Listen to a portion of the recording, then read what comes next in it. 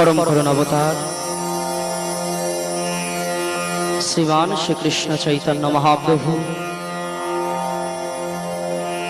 रसघन श्री विग्रह करुणा मूर्ति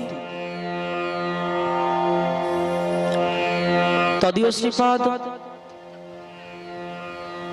शंकर्षण बलराम नित्यानंद प्रभु ताहारी कुलतिलक परमहंस परिव्राजक प्रातस्मरणीय परम पूज्यपाद लीला प्रविष्ट अष्टोत्तर शत श्री श्री तीनकरी गोस्वामी महाराज रातुल चरण कमल आश्रित मोर आराध्यतम श्री गुरुदेव नाम दाता प्रेम दाता निताई गौर सेवा प्रदानकारी সেই ব্রজের যুগল কিশোরের ভজন প্রদানকারী परमहंस परिव्राजक ओम विष्णुपादाय अष्टोत्तर शत लीला प्रविष्ट श्री श्री सनातन दास गुरु महाराज रातुल चरण कमले এই অধমের অসংখ্য অসংখ্য প্রণিপাত তদন্তে সকল আগত অনাগত ভক্ত বৈষ্ণব চরণ কমলে এই অধমের ভুল লুণ্ঠিত প্রণাম সকলের কৃপাবাড়ি বর্ষণ হোক সকলের কৃপাবাড়ি মস্তকে ধারণ পূর্বক এই সপ্তাহব্যাপী গৌর কথা আমরা আস্বাদন করি ভক্তগণ এ বর্ণনা করে শেষ করা যাবে না শাস্ত্র পুরাণে যে সমস্ত ব্যাখ্যা দেওয়া রয়েছে সব বলে শেষ করা যাবে না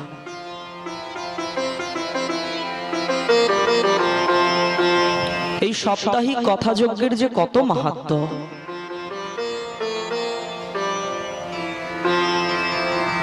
তা বলে কখনোই সম্পূর্ণ করা সম্ভব নয় কত কত সৌভাগ্য থাকিলে এই দামোদর ব্রত মাস সেই মাসে আমরা সকলে একত্র হয়ে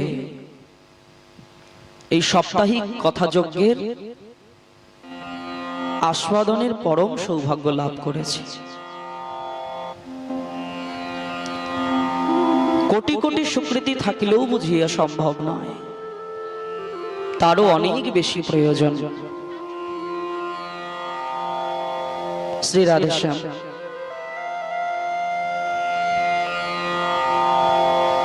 জন্ম জন্মের কত স্বীকৃতি সঞ্চিত থাকিলে এইভাবে সাধু সঙ্গে বসে ভগবানের দিব্য কথা আস্বাদন করা যায় এবং এই অনুষ্ঠানের যারা আয়োজক যারা অক্লান্ত পরিশ্রম করে আয়োজন করেছেন না জানি গৌরহরি তাদের কত করুণা করেছেন সবার দ্বারা এই মঙ্গলজনক কর্ম করা সম্ভব নয় ভক্তগণ যেমন অর্থ থাকলেও সবকিছু সম্ভব নয় প্রয়োজন হয় মন নিতাই চাঁদ কত করুণা করেছেন বলে এই দক্ষিণ সালালপুর নিবাসী যারা রয়েছেন ভক্তবৃন্দগণ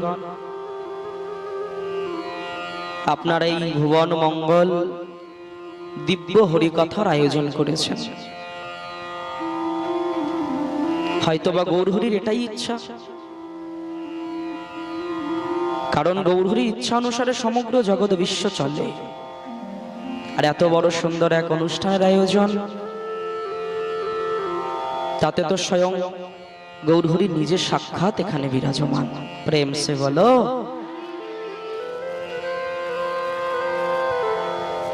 সপ্তম দিবসীয় হরিকথার আজ প্রথম দিবস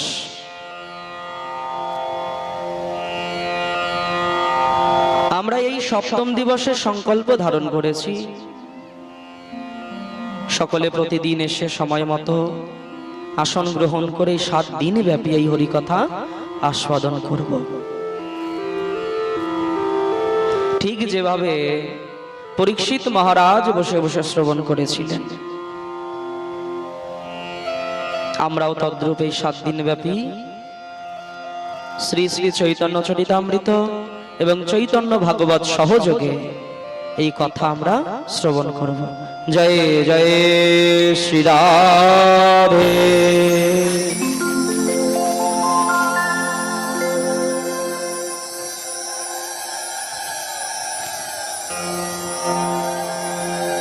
গৌরলীলা,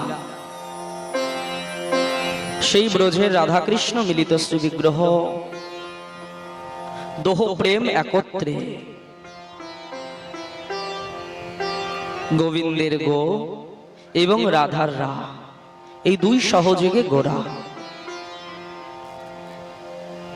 এই গৌরলীলা ভক্তগণ 2টি ভাগে ভাগ করা যায়। কি রকম? এক হলো নবদ্বীপ লীলা, আর এক হলো নীলাচল লীলা।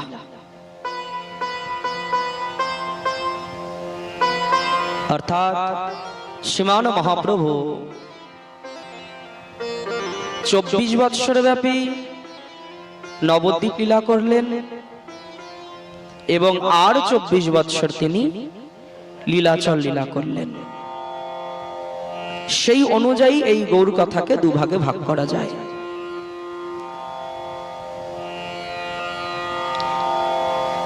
এই নবদ্বীপ লীলা, যে কদিন মহাপ্রভু নবদ্বীপে লীলা করলেন, তার বিস্তারিত বর্ণনা বিশেষ রূপে অভিন্ন ব্যাস অবতার শ্রীল শ্রী বৃন্দাবন দাস ঠাকুর রচনা করেছেন। এবং বাকি রইল নীলাচল লীলা। সেই লীলা বিস্তারিত ভাবে আমাদের শ্রীল শ্রী কবিরাজ গোস্বামী পাদ রচনা করেছেন। তবে আমরা এই 2 গ্রন্থ সহযোগে এই 7ম দিবসীয় গৌর কথা আস্বাদন করব। এই বৃন্দাবন দাস ঠাকুর, যিনি গৌর ভগবানের নবদ্বীপ লীলা বিস্তারিত বর্ণনা করলেন, এই বৃন্দাবন দাস ঠাকুর অন্য কেউ নয় ভক্তগণ, সেই পূর্বের ব্যাসদেব, যিনি 18খানা পুরাণ রচনা করলেন, বেদকে 4 ভাগে বিভক্ত করলেন। তিনি এই গৌর লীলাতে বৃন্দাবন দাস ঠাকুর। বলিয়ে শ্রীল শ্রী বৃন্দাবন দাস ঠাকুর কি, চৈতন্য ভগবত কি।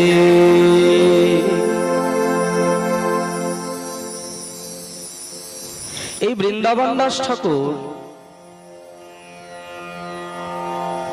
তিনি যে চৈতন্য ভাগবত রচনা করলেন, এতে বিশেষ অবদান আমাদের নিত্যানন্দ প্রভুর। এবং এই বৃন্দাবন দাস ঠাকুর আমাদের নিতাই চাঁদের শিষ্যও ছিল। নিত্যানন্দ প্রভুর কৃপাদলী মস্তকে নিয়ে এই বৃন্দাবন দাস ঠাকুর শ্রী শ্রী চৈতন্য ভাগবত রচনা করেছিলেন।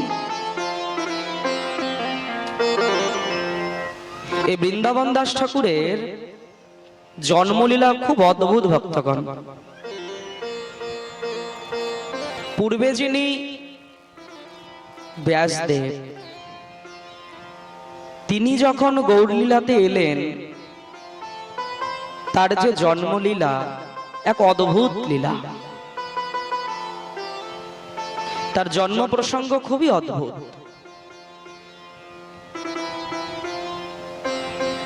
এই বৃন্দাবন দাস ঠাকুরের মাতা ছিলেন নারায়ণী দেবী। এই নারায়ণী দেবী কে ছিলেন? শ্রীবাস পণ্ডিতের ভাই নলিন পণ্ডিতের কন্যা। আমরা যে পঞ্চতত্ত্ব দেখতে পাই তার মধ্যে যে নারদ অবতার শ্রীবাস পণ্ডিত, তার ভাই সেই নলিন পণ্ডিতের কন্যা ছিলেন এই নারায়ণী দেবী। তো পূর্বতে খুব অল্প বয়সে বিবাহ দেওয়া হতো। তা নারায়ণী দেবী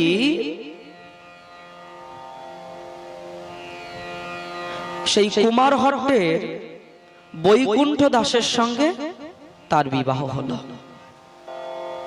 কুমারহট্ট, সেখানে থাকতেন বৈকুণ্ঠ দাস, তার সঙ্গে শুভ পরিণয় হলো। এবং বিবাহ পর তিনি শ্বশুরালয়ে গেলেন। কিন্তু ভগবানের কি ইচ্ছা, অল্প দিনেই নারায়ণী দেবী স্বামীহারা হয়ে গেলেন। ছোট বয়স, নারায়ণী দেবী যখন স্বামীহারা হয়ে গেলেন, তিনি তখন শ্বশুরালয় ত্যাগ করে শ্রীবাস পণ্ডিতের গৃহে এসে বাস করতে লাগলেন। কি করেন? নারায়ণী দেবী সারাক্ষণ ভগবানের সেবাতেই ব্যস্ত থাকে।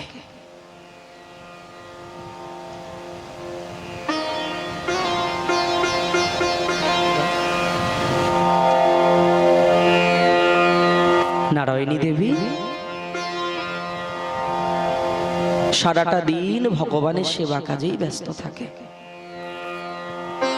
আর মনে মনে চিন্তা করেন, এই বুঝি গৌরহরির ইচ্ছা ছিল। কারণ ছোট বয়সে স্বামীহারা হলো, তো স্বামীহারা হয়ে শ্রীবাস অঙ্গনে চলে এলো। এসে সেখানে দিন কাটাতে লাগলেন এবং শ্রীবাস পণ্ডিত, মালিনী দেবী, তাদের সঙ্গে সেই গৌরের সেবাতেই সারাক্ষণ ব্যস্ত থাকতেন। তো এইভাবে বহুদিন কেটে গেল। যাবার পর একদিন নিত্যানন্দ প্রভুর কৃপাতে এক দিব্য ঘটনা ঘটল ভক্তগণ, যা কোনোদিনই সম্ভব নয়। ভগবানের কৃপাতে যেটা সম্ভব, বাইরে তা সম্ভব নয়।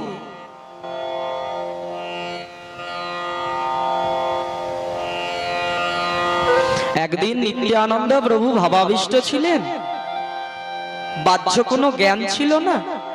গৌর প্রেমে দুহাত তুলে সজল নয়নে হা গৌর প্রাণ গৌর বলে ক্রন্দন করছে। ঠিক অমনি সময় নারায়ণী দেবী গিয়ে প্রভুকে প্রণাম জানিয়েছেন। আর যখন প্রণাম জানিয়েছেন ভক্তগণ, নিত্যানন্দ প্রভু তো পতিত পাবন পরম দয়াল, জাত পাদ বিচার করে না, কুল বিচার করে না, ভক্ত অভক্ত বিচার করে না। যখনই নারায়ণী দেবী গিয়ে প্রণাম জানিয়েছেন, অমনি নিত্যানন্দ প্রভু বললেন, নিত্যানন্দ প্রভু হাত তুলে বর দান করলেন, তুমি পুত্রের জননী হও। কি বর দিলেন? তুমি পুত্রের জননী হও। কিন্তু একটু ভেবে দেখুন তো ভক্তগণ, যার স্বামী নেই সে পুত্র পাবে কেমন করে? ভাববার বিষয়। যে বহুদিন আগে স্বামীকে হারিয়েছেন, বিধবা, তাকে নিত্যানন্দ প্রভু কৃপা করলেন, মাতৃ হবার আশীর্বাদ করলেন। যখনই এই আশীর্বাদ পেলেন, সঙ্গে সঙ্গে ভক্তগণ বলে উঠল, প্রভু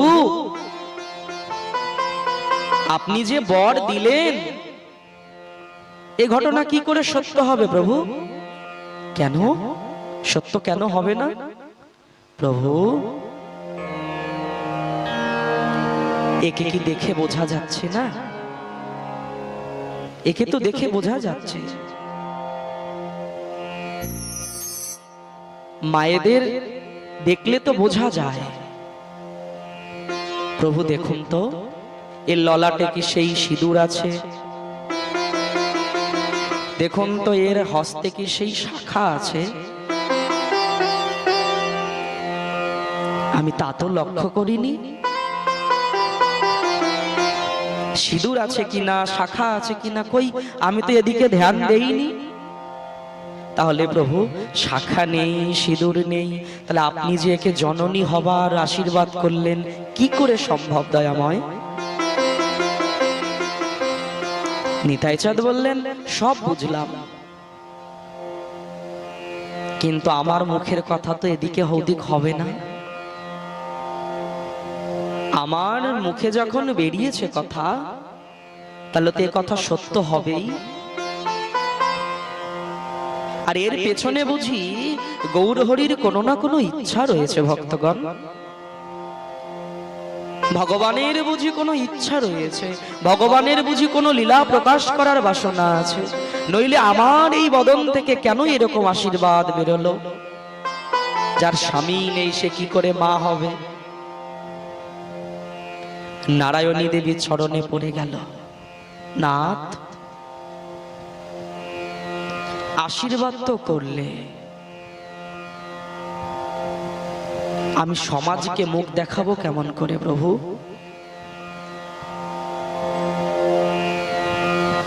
আর আপনার আশীর্বাদ কখনো মিথ্যে হবে না, এ আমার দৃঢ় বিশ্বাস অন্তরে।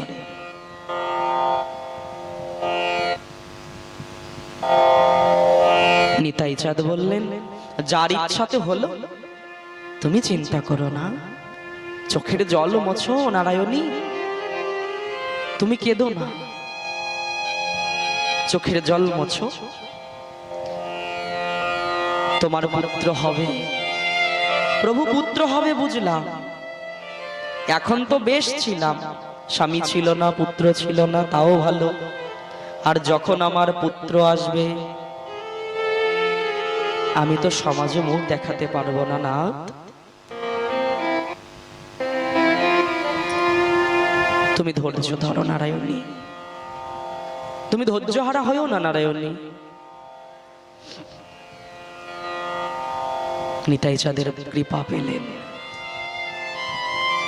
কিছুদিন বাদে কি লক্ষণ দেখা গেল যেন?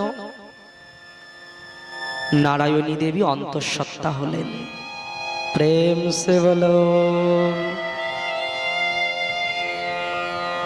সবাই বলা বলি করে, আরে যার স্বামী নেই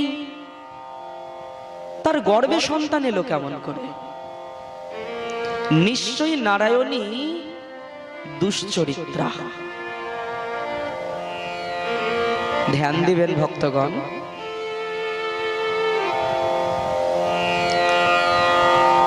সমাজ তো বলবেই, যেহেতু তার স্বামী নেই। যার স্বামী নেই সে যদি হঠাৎ করে বহু বছর পর সন্তান সম্ভবা হয়, সমাজে তো কথা হবেই। এমনকি বলতে লাগলেন, এই নারায়ণী দেবী অল্প বয়সে স্বামী হারিয়েছে তো, তাই তার চরিত্র ঠিক নেই, এ পরপুরুষ গমন করেছে। আরে শ্রীবাস পণ্ডিতের বাড়িতে থেকে এহেন আচরণ, শ্রীবাস পণ্ডিতের বাড়িতে থেকে এহেন আচরণ মেনে নেওয়া যায় না। ছিছি হয়ে গেল, গোটা নবদ্বীপে ছিছি পড়ে গেল। শ্রীবাস পণ্ডিত কাকে বাড়িতে এনে রেখেছে? এক দুশ্চরিত্রা। স্বামী নেই তথাপিও সে অন্তঃসত্ত্বা। একদিন নারায়ণী দেবী সহ্য করতে পারছেন না,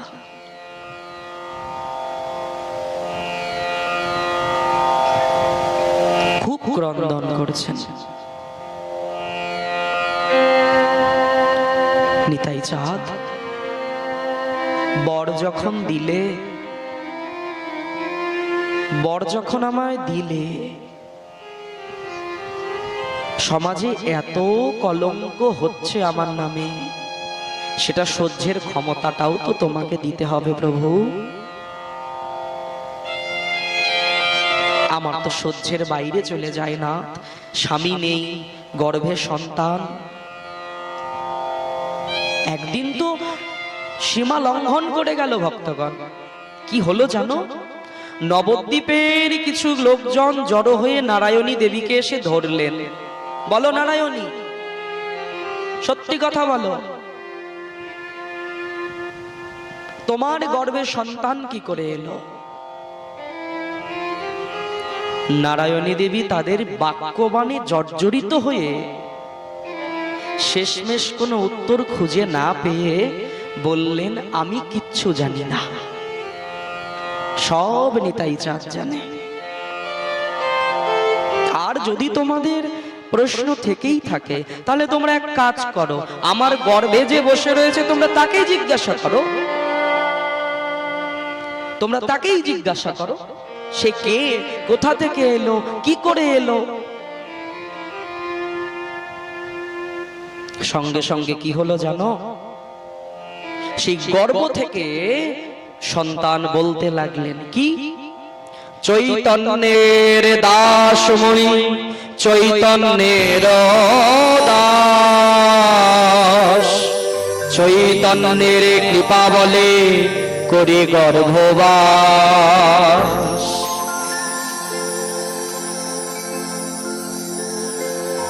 গর্ভ থেকে সন্তান কথা বলল, চৈতন্যের দাস মুই, চৈতন্যের দাস, চৈতন্যের কৃপা বলে করি গর্ভবাস। কোনদিনও শোনা গেছে মা গর্ভ থেকে সন্তান কথা বলে? এই সেই বৃন্দাবন দাস ঠাকুর, যিনি বিস্তারিত ভগবানের নবদ্বীপ লীলা রচনা করলেন। কেননা তিনি হয়তো এই গৌরহরি লীলা কথা বিস্তার করার জন্যই এসেছেন। আমাদের মতো কলিহত জীবকে গৌর লীলা বন্যায় ভাসানোর জন্যই তিনি প্রকট হয়েছেন। আর তিনি তো সাধারণ কেউ নয় ভক্তগণ, তিনি হলেন সেই ব্যাসদেব, যিনি ভাগবত মহাপুরাণ এবং আরো 17টা পুরাণ রচনা করেছেন। বেদকে 4 ভাগে বিভক্ত করেছেন তিনি। ধীরে ধীরে বড় হয়ে গৌর কথা বিস্তার করার ইচ্ছা প্রকাশ করলেন। কিন্তু কি করে সমস্ত লীলা প্রকাশ করবেন? গৌরহরির তো সব লীলা তিনি সাক্ষাতে দর্শন করেনি। সাহায্য নিলেন কার? মুরারি গুপ্ত। যে মুরারি গুপ্ত ত্রেতা যুগে হনুমান ছিল। কেন? মুরারি গুপ্ত সে যুগে যুগে ভগবানের লীলা সাক্ষাতে দর্শন করেছে, শুধু কলিযুগে নয়। যে মুরারি গুপ্ত পূর্বে হনুমান ছিল, তিনি কি করতেন? ওই গৌর লীলা দর্শন করতেন। প্রিয় পার্ষদ ছিল তো। যতদিন মহাপ্রভু সন্ন্যাস হননি ততদিন তো মহাপ্রভুর সঙ্গে থেকে সমস্ত লীলা দর্শন করেছেন। তিনি তার একটা কর্চাতে লিখে লিখে রাখতেন সবকিছু। কর্চা মানে এখন বর্তমানে বলতে গেলে ডায়েরি। তখনকার দিনে সেই পাতা, তাল পাতাকে জলে ফুটিয়ে তাতে দোয়াত কালি দিয়ে লিখে লিখে রাখতে হতো। বৃন্দাবন দাস ঠাকুর সেই মুরারি গুপ্তের কর্চা থেকে সমস্ত লীলা ধীরে ধীরে ধীরে ধীরে বর্ণনা করলেন। তাতে বিশেষত দেখা যায় ভগবানের বাল্যলীলা, নবদ্বীপ লীলা আদি। বৃন্দাবন দাস ঠাকুর নীলাচল লীলা কি প্রকাশ করেননি? করেছেন। বিস্তারিত করেছেন কবিরাজ গোস্বামী পাদ। কারণ এ ভক্তদের ইচ্ছাতেই হয়েছিল। কারণ 24 বৎসর মহাপ্রভু যখন সন্ন্যাস নিয়ে নীলাচলে ছিল, তখন শুধু বিরহ ছিল ভক্তগণ, শুধু চোখের জল ছিল সেখানে, রাধা প্রেমের ভাব প্রকাশ ছিল শুধু সেখানে। সেই ভাব সবাই তো সহ্য করতে পারবে না। তবে সকল ভক্তগণের একটা বাসনা হলো যে আমাদের নবদ্বীপ লীলা, বাল্যলীলা আদি সমস্ত লীলা, পাণ্ডিত্য লীলা, সব লীলা বিস্তারিত জানি।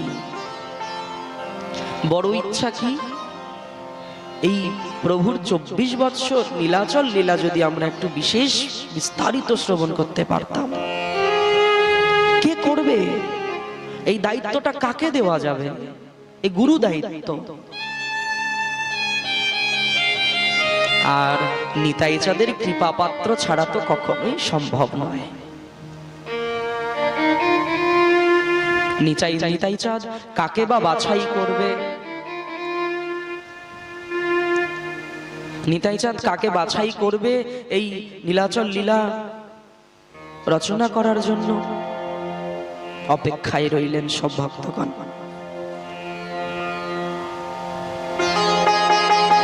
কৃষ্ণ লীলা ভগবতে কহে বেদ ব্যাস, চৈতন্য লীলার ব্যাস বৃন্দাবন বৃন্দাবন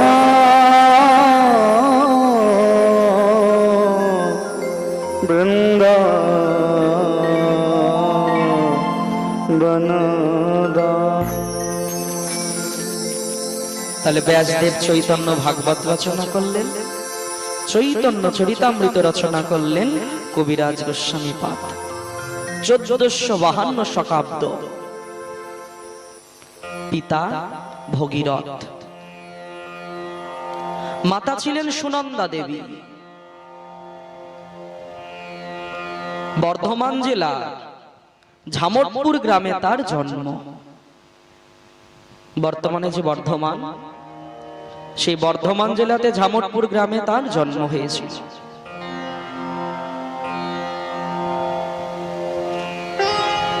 প্রতিদিন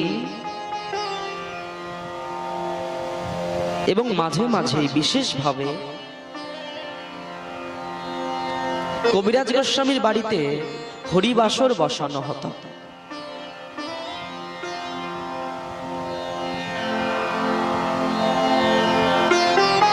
তাতে অসংখ্য গৌর ভক্ত আসতেন। গৌর ভক্ত গণেশে গৌর মহিমা প্রকাশ করতেন, তৎসঙ্গে নিতাই চাঁদেরও মহিমা প্রকাশ করতেন। এই কবিরাজ গোস্বামী তাদের এক ভাই ছিল শ্যাম দাস। একদিন সবাই মিলে যখন নিত্যানন্দ প্রভুর পূজা অর্চন করছেন, তিনি প্রতিবাদ করলেন, আরে রাধাকৃষ্ণ মিলিত শ্রীবিগ্রহ গৌরাঙ্গ মহাপ্রভু মানা যায়, তার সেবা পূজা অর্চন করো এও মানা যায়, কিন্তু নিত্যানন্দ প্রভুকে, তিনি তো দাস, তাকে কেন ভগবত রূপে পুজো করা হবে? এই নিয়ে বাক বিতণ্ডা বেঁধে গেল। কারণ নিত্যানন্দ প্রভুর কৃপা ছাড়া তো কোনোদিন গৌরকে পাওয়া তো দূরের কথা, আস্বাদন সেবা কোনোটাই সম্ভব নয়। কলহ লেগে গেল, কিন্তু কবিরাজ গোস্বামী পাত্তা সহ্য করতে পারল না। সারা রাত ধরে ক্রন্দন করছেন। ক্রন্দন করতে করতে কখন যেন কবিরাজ গোস্বামী পাদের চোখ দুটো লেগে গেছে, একটু তন্দ্রা এসেছে। আর যমনী তন্দ্রা এসেছে, অমনি সাক্ষাৎ নিত্যানন্দ প্রভু তার স্বপ্নে এসে বলতে লাগলেন, ওঠো ওঠো কৃষ্ণদাস, না করিহ ভয়, বৃন্দাবনে যাহ তাহা সর্বলভ্য হয়। নিত্যানন্দ প্রভু স্বপ্নে আদেশ করলেন, তুমি ভয় পেও না, তুমি এক কাজ করো, এখানে থেকে তোমার কিছু হবে না, তুমি যাও বৃন্দাবনে গমন করো, বৃন্দাবনে গেলে তোমার পরিপূর্ণ গৌর প্রেম পাওয়া হবে। প্রেম সে বলো, বলো রাধা রানী কি। যাও যাও। কি বলবো ভক্তগণ, কবিরাজ গোস্বামী পাদ সূর্যের আলো ওঠার আগে গৃহ পরিত্যাগ করে দিলেন। পেছনের কোনো কিছুর মায়া করলেন না, কিছু ভাবলেন না। আর আমরা সামান্য সুখের জন্য ভগবত সেবা থেকে কত দূরে থাকি, তবে যে সুখ আসলে সুখ প্রদান করতে পারে না। নিত্যানন্দ প্রভুর যখনই স্বপ্নে আজ্ঞা হলেন, সেই রাতেই কবিরাজ গোস্বামী পাদ গৃহ পরিত্যাগ করে পদব্রজে বৃন্দাবনে রওনা হলেন। এবং বৃন্দাবনে গিয়ে তখন তো শ্রীমান মহাপ্রভু অপ্রকট, গোস্বামীগণের মধ্যে অনেক গোস্বামীগণ অপ্রকট। রাধাকুণ্ডে রয়েছেন দাস গোস্বামী পাদ, সেই রঘুনাথ দাস গোস্বামী, রাজার ছেলে যে ছিল। কবিরাজ গোস্বামী পাদ সেই দাস গোস্বামীর চরণে আশ্রয় নিলেন এবং কবিরাজ গোস্বামী পাদ ধীরে ধীরে কবিরাজ গোস্বামীকে ধীরে ধীরে দাস গোস্বামী পাদ গৌর ভজন শিক্ষা দিতে লাগলেন। যুগল কিশোরের ভজন শিক্ষা দিতে লাগলেন। এই করে কাল কাটতে কাটতে বহুদিন চলে গেল। প্রায় বার্ধক্যের মধ্যে পৌঁছে গেল কবিরাজ গোস্বামী পাদ। একদিন সবাই মিলে কবিরাজ গোস্বামী পাদের কাছে এসে দাঁড়ালেন। শোনো, তুমি তো নিতাই চাঁদের আজ্ঞা নিয়ে বৃন্দাবনে এসেছো, আমাদের একটা বড় বাসনা জানো? কি বাসনা? আমরা বিস্তারিত গৌরহরির নীলাচল লীলা আস্বাদন করতে চাই। গৌরহরি রাধা প্রেমে বিভোর হয়ে কি করে দিনগুলো কাটালেন, সেই রস আস্বাদন করতে চাই। আমি কি করতে পারি? আপনি এক কাজ করুন, সেই লীলা আপনি বিস্তারে বর্ণনা করুন। গৌর কথা কি আমি বর্ণনা করতে পারি? বলো। বলে, নিতাই চাঁদ যখন তোমার মাথায় হাত দিয়েছে, পারলে তুমি পারো। কারণ গৌর সম্পদ তারই হয় যে নিত্যানন্দের দাস। বৃদ্ধকালে কবিরাজ গোস্বামী পাদ এই চৈতন্য চরিতামৃত রচনা আরম্ভ করলেন, সমাপ্ত করলেন প্রায় ৮০-৮৫ যখন বয়স। জীবনের সর্বশেষ সম্পদ আমাদের গৌড়ীয় বৈষ্ণবগণের এক উজ্জ্বল নক্ষত্র, তিনি এক অমূল্য সম্পদ আমাদেরকে প্রদান করে গেলেন। সে অমূল্য সম্পদ কি? শ্রী শ্রী চৈতন্য চরিতামৃত। বলো শ্রী শ্রী চৈতন্য চরিতামৃত কি।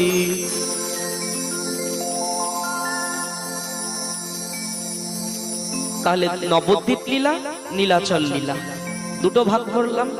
তবে দুটোর মধ্যে একটা মিল আছে ভক্তগণ। কি? চৈতন্য ভাগবত আগে রচনা হলো, চৈতন্য চরিতামৃত পরে রচনা হলো, কিন্তু দুটোর মধ্যে এক সুন্দর মিল আছে। কি মিল? দুটো গ্রন্থই নিতাই চাঁদের করুণাতে রচিত। প্রেম সে বলো।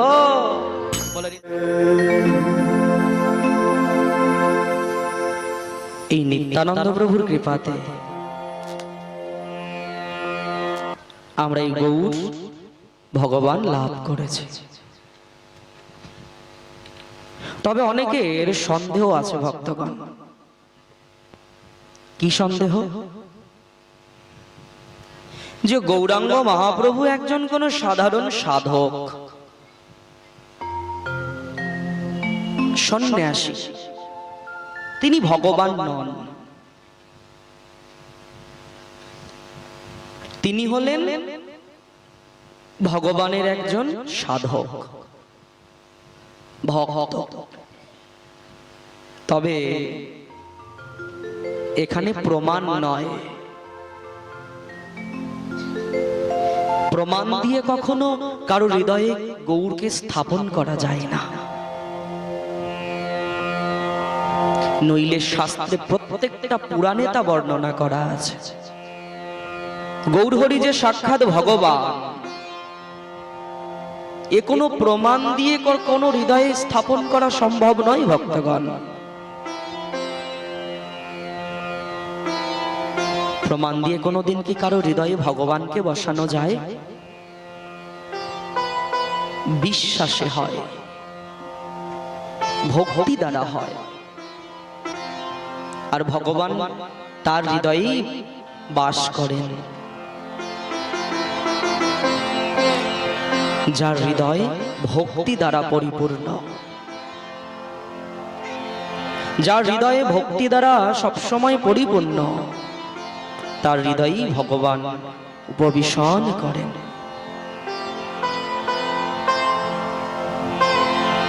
তবে অনেকে বলে থাকেন গৌরাঙ্গ মহাপ্রভু যে সাক্ষাৎ ভগবান, তার প্রমাণ কি আছে? কোথায় লেখা আছে? শাস্ত্র প্রমাণ কি? অর্থবেদে, অথর্ববেদে ব্রহ্মা পিপ্পলাদ ঋষিকে বলেছিলেন, রহস্যমতে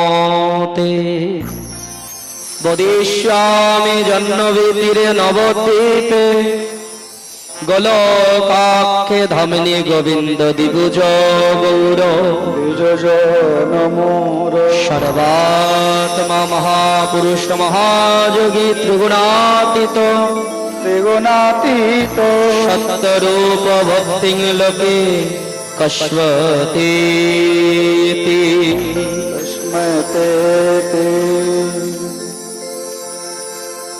ভাগবত মহাপুরাণে বলা রয়েছে, গৌরাঙ্গ মহাপ্রভু রাধাকৃষ্ণের মিলিত শ্রী বিগ্রহ সাক্ষাৎ যে ভগবান,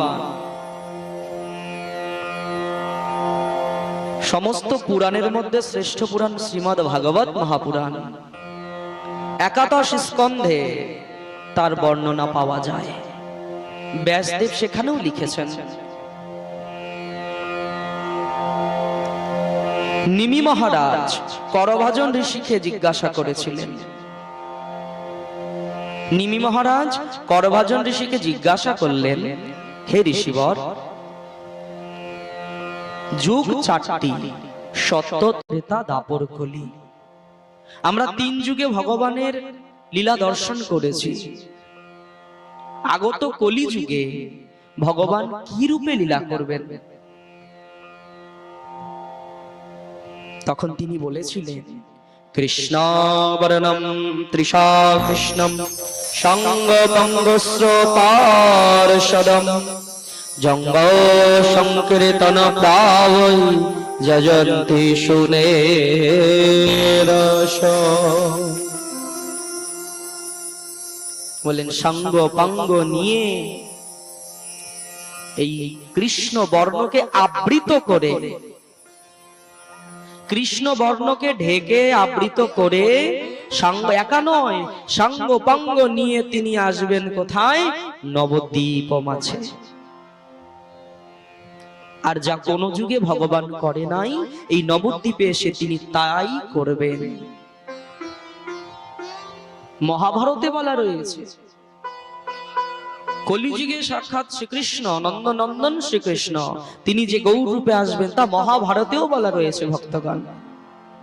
বিষ্ণু পুরাণে বলা রয়েছে কি?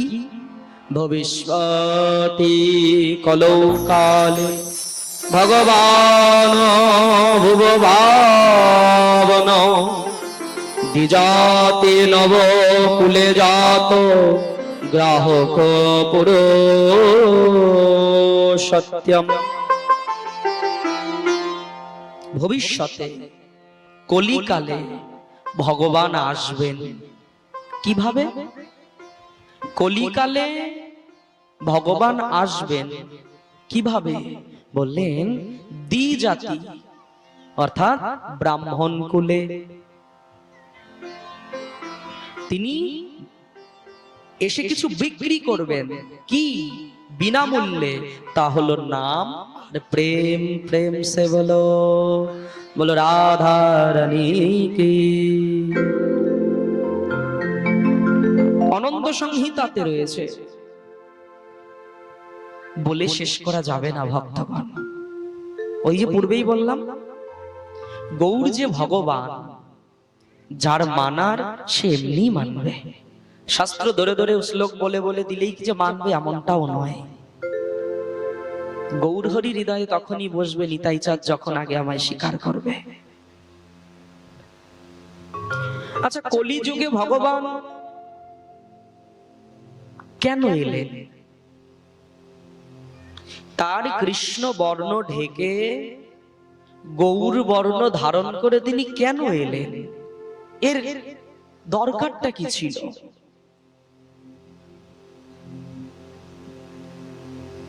নন্দনন্দন শ্রীকৃষ্ণ তিনি সেই ব্রজধাম ছেড়ে, সেই গোলক বিহারী গৌর ভগবান তিনি সেই গোলক ধাম ছেড়ে কেন নবদ্বীপে এলেন?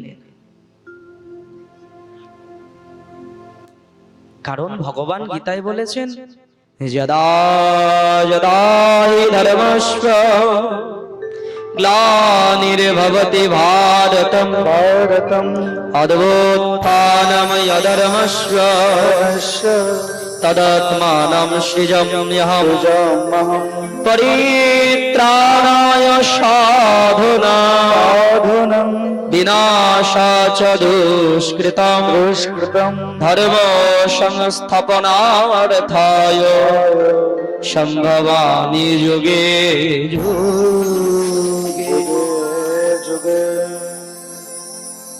যুগে যুগে তিনি আসেন অধর্মের বিনাশ করে ধর্মকে স্থাপন করতে,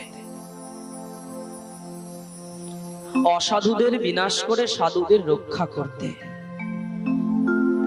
কলিযুগে কি করতে এলেন? ভগবান কেন এলো? কৃষ্ণ বর্ণ কালো বর্ণ ঢেকে গৌর বর্ণ হেমাবদিব্য ছবি সুন্দরায় হেমাভ।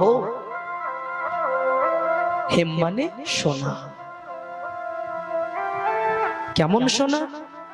গলিত সোনা। সোনা যখন শত শতবার খাদ মুক্ত হয়, যেমন তার বর্ণ আসে, ঠিক তেমন বর্ণ আমার গৌরহরির। গৌরহরির আগমনের দুটি কারণ ছিল। কারণকে দুটি ভাগে ভাগ করা হয় ভক্তগণ। এক হলো অন্তরঙ্গ, এক হলো বহিরঙ্গ। অন্তরঙ্গ কারণ একটি আছে, বহিরঙ্গ কারণ একটি আছে। কি? শ্রী রাধায় প্রণয়ম মহিমা কদ্রেশ বনৈবা সাদ জেনয়াদ্ভুত মধুরম কদ্রেশ বামদিয়।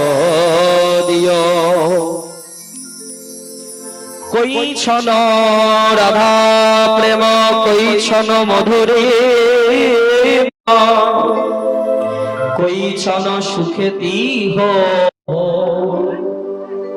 এতিন বঞ্চিত ধন ব্রজে নহিল পুর কি করিয়ে না পায়।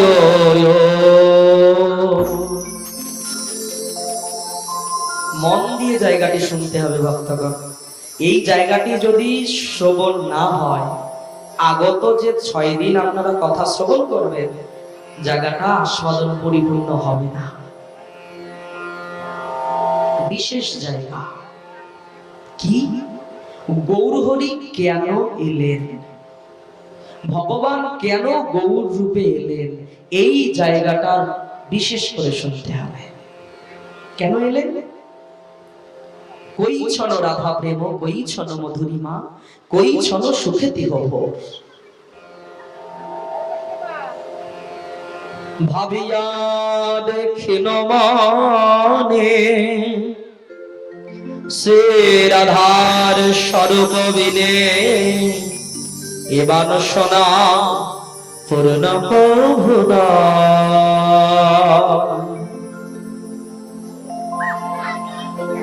রাধা ভাব কান্তে ধরে রাধা প্রেম গুরু করি, নদিয়াতে করল উদয়, নদিয়াতে হইল অন্তরঙ্গ কারণ। প্রথমেই বিভক্ত করলাম দুটি কারণ, এক অন্তরঙ্গ, এক বহিরঙ্গ। অন্তরঙ্গ কি? রাধা প্রেম কেমন, রাধা প্রেম কেমন,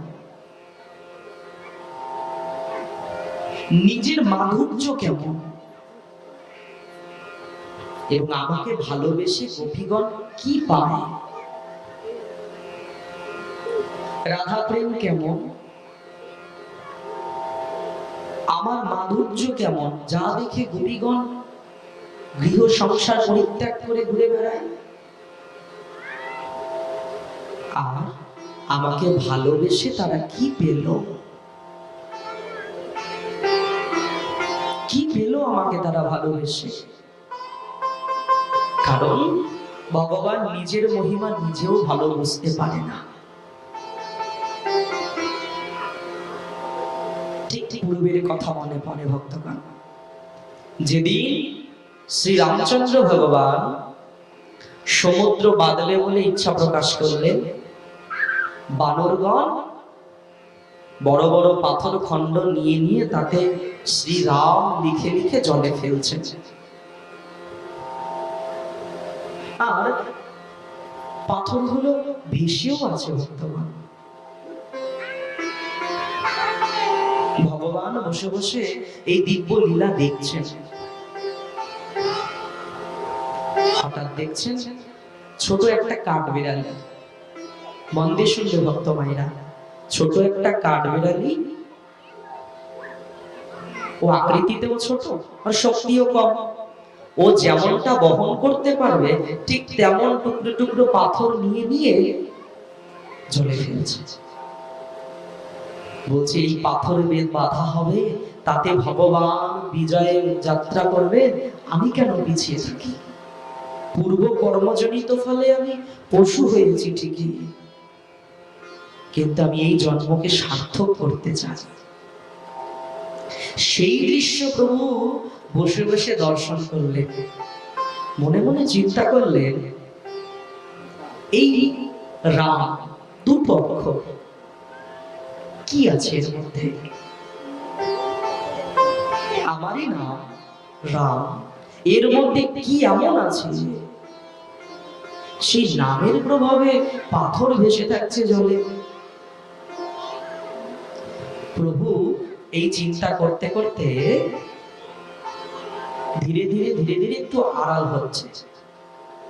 আড়াল হতে হতে সবার থেকে একটু ফাঁকায় গিয়ে একটা পাথর তুলে নিয়ে গিয়ে জলের মধ্যে ফেলেছে। কিন্তু যেই না জলে ফেলেছে অমনি পাথর ডুবে গেছে। প্রেম সে বলো। যেই ভগবান পাথরটা জলে ফেললো অমনি পাথর ডুবে গেল। ভাববার বিষয়। আমার হতে নাম বড়, নাম হতে আমার ভক্ত বড়, তাহা হইতেও তাদের চরণ ধুলি বড়, চরণ ধুলি। ভগবান বললেন আমার থেকে আমার নাম অনেক বড়, আমি যা পারি না আমার নাম তা পারে। এই নামের প্রভাব কে দেখালো? আমার ভক্তগণ। তাই আমার ভক্তের থেকেও তাদের চরণ অনেক বড়। শ্রীমদ্ ভাগবত মহাপুরাণে বলেছিলেন ভগবান আমার সেবা করলে যতটা না আমি আনন্দিত হই, তার থেকে বড় আনন্দিত হই কেউ যদি আমার দাসের পূজা করে। কারণ কেন? তোমার হৃদয়ে সদা গোবিন্দ বেশনাম, গোবিন্দ মহেন মম বৈষ্ণব পরা, বৈষ্ণব পরা। ভগবানের প্রাণ হলো ভক্ত, আর ভক্তের হৃদয়ে ভগবান বাস করে।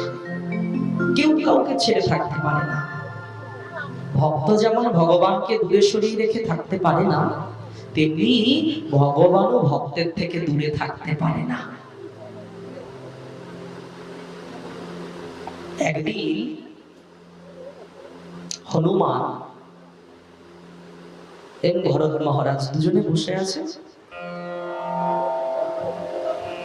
তো যখন দুজনে বসে আছে তখন নারদ মুনি করতাল নিয়ে, প্রেম করতাল নিয়ে যাচ্ছে। কি গাইতে গাইতে? শ্রীকৃষ্ণ গোবিন্দ হরে মুরারি, হে নাথ নারায়ণ বাসুদেবায়। নারদ মুনি চলছে গাইতে গাইতে, সবাই মিলে একসঙ্গে কৃষ্ণ গোবিন্দ হরে মুরারি,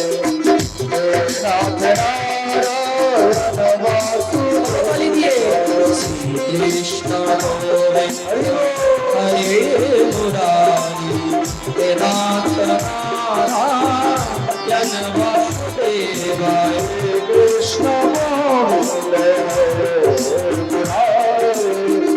হে নাথ নারায়ণ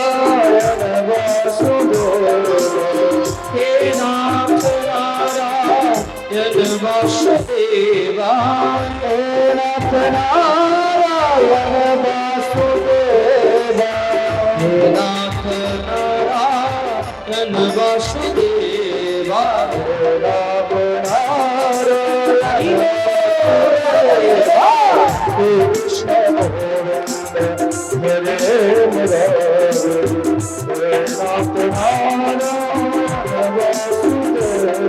হরে শ্রী কৃষ্ণ গোবিন্দ হরে মুরারি, হে নাথ নারায়ণ বাসুদেবায়, কৃষ্ণ গোবিন্দ হরে মুরারি,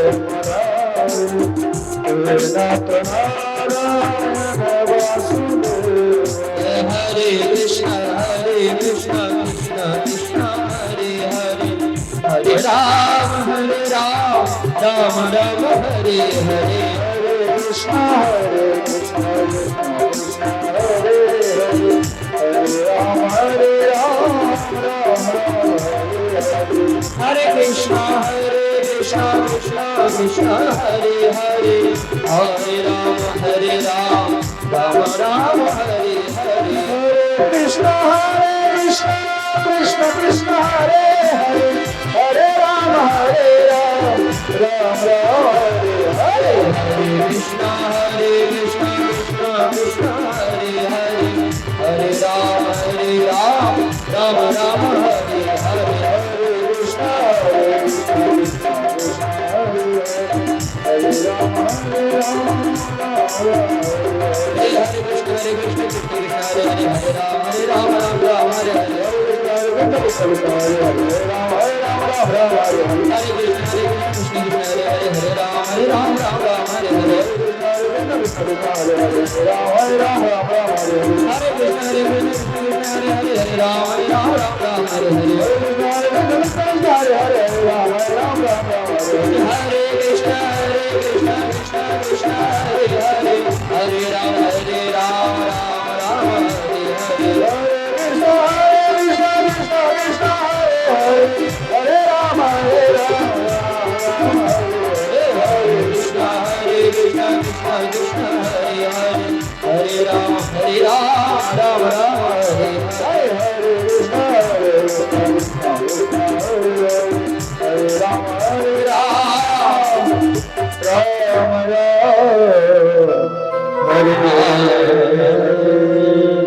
प्रेम से बोलो बोले राम ब्रह्म भगवान की जय जय जय श्री राधे श्याम।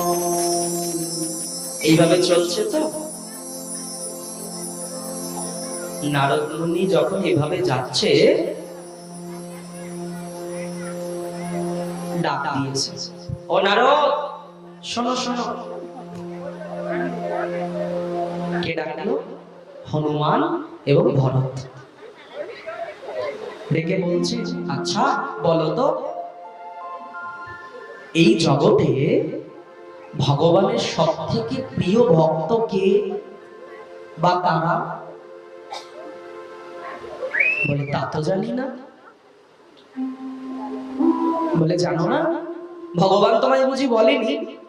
না না বলেনি। বলে শোনো, ভগবানের কাছে না একটা খাতা আছে, যেটাতে ভগবান 1 নাম্বার 2 নাম্বার 3 নাম্বার করে করে নোট করে রেখেছে। 1 নাম্বার ভক্তটাকে তোমার ইচ্ছা করে না জানতে? নারদ মুনি বলছে, হ্যাঁ, কার ইচ্ছা করবে না? সব থেকে প্রিয় ভক্ত 1 নাম্বারে যে থাকবে তা তো জানতে ইচ্ছা করবেই। তাহলে যাও জেনে এসো। নারদ মুনি ছুটে গেলেন ভগবানের কাছে। প্রভু, এতদিন তো আপনি বলেননি আপনার কাছে একটা খাতা আছে শুনলাম। কিসের খাতা নারদ? কেন প্রভু? যার মধ্যে আপনি 1 2 করে সব ভক্তদের নাম লিখে রেখেছেন। প্রভু, আমার বড় ইচ্ছা ওই 1 নম্বরে কার নাম আছে। বেশ তো নারদ, তা তুমি দেখো না। ভগবান উনি খাতাটা বের করে দিয়েছে। যেই খাতাটা খুলেছে কি দেখেছে জানো? 1 নম্বরে নারদ মুনির নাম। আনন্দের শেষ নেই। তো মনে মনে চিন্তা করলো, আমার নাম 1 নম্বরে আছে, তাহলে আমি দেখি এই হনুমান আর এই ভরত এদের নাম আছে কিনা। খুঁজতে লাগলেন। খুঁজতে খুঁজতে সম্পূর্ণ খাতা শেষ হয়ে গেল ভক্তগণ, দুজনের নাম পেল না। কি দেখা গেল জানো? নিজের নাম 1 নম্বরে দেখে যে আনন্দ পেয়েছিল, তার থেকে বেশি আনন্দ পেল ওদের দুজনের নাম না দেখে। হরি বল। আমাকে জিজ্ঞাসা করে সব থেকে বড় ভক্ত কে? ওদের তো নামই নেই। আনন্দ বেড়ে গেল। নাচতে নাচতে আবার করতাল নিয়ে তাদের সামনে দিয়ে গেল। ডেকে বলছে, ও নারদ, আনন্দ যেন একটু বেশি দেখা যায়। এ দেখা যাবে না? তোমাদের কথা মতো আমি ভগবানের খাতাটা দেখলাম। কি দেখলাম জানো? কি দেখলে নারদ? 1 নম্বরে কার নাম? বলছি 1 নম্বরে আমার নাম। আচ্ছা নারদ, তুমি 1 নম্বরে তোমার নাম দেখেছো, আচ্ছা এই দুজনের নাম কি দেখেছো কোথাও? ভগবান কি তার খাতাতেই অধমের নাম লিখেছে বলো? শোনো, মন খারাপ করবে না। আমি যে কথাটা বলবো মন খারাপ করবে না। সঠিক পথে আছো, লেগে থাকো, তোমাদেরও নাম একদিন আসবে। আসবে মানে? আসবে মানে কি? তাহলে আমাদের নাম পাওনি? দুঃখিত ভাই, তোমরা দুঃখ পেও না, তোমাদের নাম আমি পাইনি। আচ্ছা নারদ, একটা সত্যি কথা বলো তো, তুমি কোন খাতাটা দেখেছো? কেন? প্রভু এই এত বড় একটা খাতা বের করে দিল, কত কত নাম পেলাম। শোনো, খাতা দুটো থাকে জানো, ওটা হলো মূল খাতা, আর একটা ওটা ডায়েরি, একটা পকেট ডায়েরি থাকে। ওটা কি তুমি দেখেছো? পকেট ডায়েরি হচ্ছে ভগবানের পার্সোনাল খাতা, যে খাতাটা সব সময় ভগবান কাছে রাখেন। সেই খাতাটা কি দেখিয়েছে? না তো, এ তথ্য তো জানা ছিল না। যাও যাও, তুমি আরেকবার যাও, গিয়ে বলবে প্রভু তোমার ওই পার্সোনাল, অর্থাৎ ওই খুব যেটা গোপনে রেখেছো, ওই খাতাটা একটু আমাকে দেখাও না। বেশ, গেল। প্রভু, খাতা তো দেখালে, একটা লুকিয়ে রাখলে কেন? কোন খাতা নারদ? শুনলাম আপনার নাকি দুটো খাতা। একটা খাতাতে আপনি সমস্ত নাম লেখেন, আর একটা খাতাতে আপনি বিশেষ কিছু লিখে রাখেন। প্রভু, আমার যে বড় ইচ্ছা করে সেই খাতাটা দেখতে। তাই? আচ্ছা বেশ, দেখো, হৃদয়ের ভেতর থেকে, বুকের ভেতর থেকে ছোট্ট একটা খাতা বের করে নারদের হাতে দিয়েছে। নারদ মুনি খাতাটা খুলে অবাক হয়ে গেল জানো। সম্পূর্ণ খাতাতে কেবলমাত্র দুটি নাম, হনুমান আর ভরত। প্রেম সে বলো। প্রভু, ওই খাতাতে এত নাম আর এই খাতাতে মাত্র দুটো নাম। নারদ, সত্যি কথা বলবো, দুটো খাতা কেন? প্রভু, এই দুটো নাম, তাহলে এরা কি ভক্ত নয়? নারদ, আমি তা তো বলিনি। এরা সব সময় আমার স্মরণ করে। যে খাতাটা তুমি পূর্বে দেখেছো, বড় খাতা, এই খাতায় যে ভক্তদের নাম রয়েছে না, এরা সবাই আমাকে মনে করে। আর নারদ, যে খাতাটা তুমি এখন দেখলে না, এদের যে এই যে দুটো নাম তুমি দেখলে না, এরা যদি আমাকে মনে করতে ভুলেও যায় না, আমি ভুলি না। এরা আমার হৃদয়ে জুড়ে থাকে। এরা যদি কখনো ভুলেও যায়, আমার দায়িত্ব, তাই এদেরকে আমি না আমার হৃদয়ে মাঝে স্থান দিয়েছি। নারদ,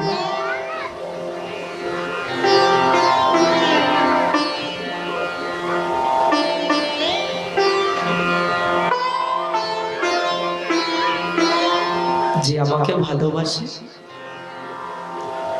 যে আমাকে চায়, সে যতটুকু চায় তার থেকে আমি অনেক বেশি তাকে চাই জানো। আমাকে যদি কেউ এতটুকু চায় না, এতটুকু চায়, একবার যদি দু হাত তুলে বলে হা নিতাই, হা গো, দিন গেলে হাগরাঙ্গ বলে প্রভু কহে সে হয় আমার, আমি হইও তা। সারাদিন গেলেও যদি কেউ একবার আমাকে ডাকে না, কেউ যদি আমাকে পাওয়ার জন্য এক পা এগিয়ে আসে আমার দিকে, জানো নারদ, আমার দায়িত্বের মধ্যে এসে যায়, সে যাতে তাড়াতাড়ি আমাকে পায়, সে যেন খুব সহজে আমাকে পেয়ে যায়, সেই ব্যবস্থাটা করে দেওয়ার দায়িত্ব আমার এসে যায়। নারদ,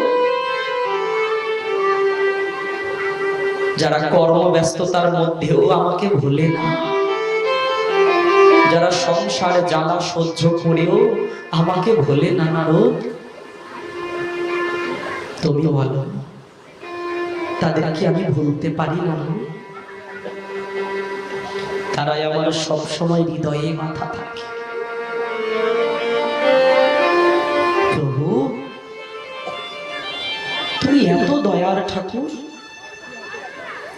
তোমার ভেতরে এত দয়া।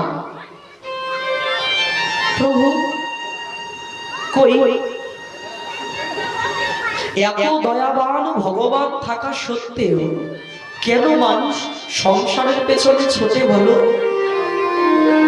যে সংসার কোনোদিনও কাউকে আনন্দ দিতে পারে না, পরম শান্তি পাইয়ে দিতে পারে না,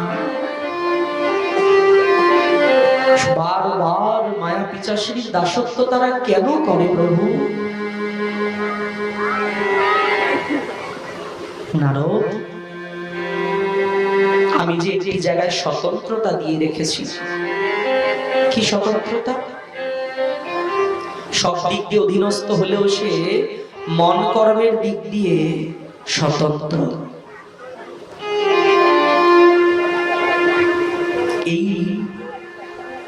এই প্রকার কলিহত জীবকে প্রেম দান করবে বলেই গৌরহরি ছুটে এলো, নিতাই চাঁদ ছুটে এলো।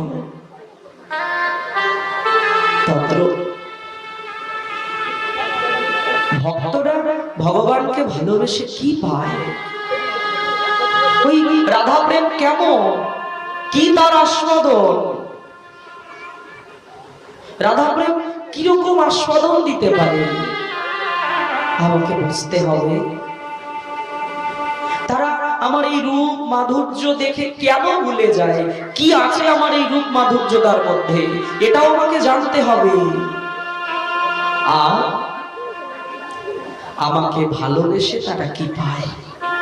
কি এমন পেল আমাকে তারা ভালোবেসে? আমাকে ভালোবেসে তারা সর্বহারা ভিখারি হতেও রাজি থাকে। কেননা আমি বারবার বলেছি, যে করে আমার আশ আমি তার করে সর্বনাশ, তবুও যদি আমার না ছাড়ে পাশ, তবে তারে করি আমার দাসের দাস। সব জেনেও এই গোপীরা সব জেনেও কেন আমাকে এত ভালোবাসলো? আমার এই জায়গাগুলো আমাকে বুঝতে হবে। আমাকে যে এত ভালোবাসা দিল কেন? আর এগুলো বুঝতে হলে তো ভাবিয়া দেখিল মনে শ্রীরাধার স্বরূপ অভিনে, এ বাসনা পূর্ণ কভু নয়। এ গেল অন্তরঙ্গ কারণ, ভক্তগণ। বহিরঙ্গ কারণ কি? অনর্পিত চরিচিরাত করুণায় অবতীর্ণ কল, সমর্পয়ত উজ্জ্বল রসম সভক্তিস্বয়ং। হরিপুরত সুন্দর দুতি কদম্ব সন্দীপিত সদা, হৃদয়ে স্কন্দরে স্ফুরত সচিনন্দন। অনর্পিত চরিচিরাত করুণায় অবতীর্ণ কল। যা কোন যুগে ভগবান অর্পণ করে নাই, খুব গোপনে ছিল। সত্য, ত্রেতা, দাপর, কলি, 4 যুগেই ভগবান লীলা করেছেন ভক্তগণ। কিন্তু 3 যুগে যে বস্তু দান করে নাই, উদ্ধার করেছেন, সংহার করেছেন। ভগবানের 24টা অবতার, সমস্ত অবতারে শুধু সংহার, উদ্ধার। একটা বস্তু দেয় নাই, কি জানো? উজ্জ্বল রস। এই উজ্জ্বল রসই হলো রাধা প্রেম। তা জীবের দ্বারে দ্বারে পৌঁছে দেবার জন্য ছুটে এলেন গৌর রূপে। কে আনলো?